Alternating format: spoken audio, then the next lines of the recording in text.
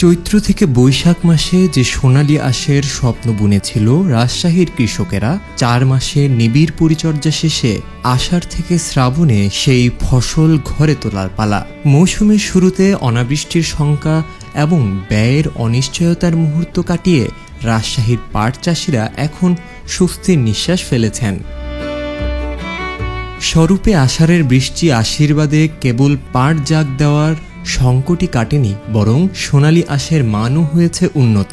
ফলে কৃষকের প্রত্যাশা এখন ঊর্ধ্বমুখী।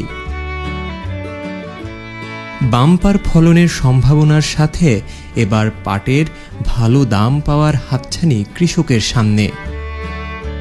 অনুকূল আবহাওয়ার কারণে এবার সার্বিক ফলনও ভালো হয়েছে।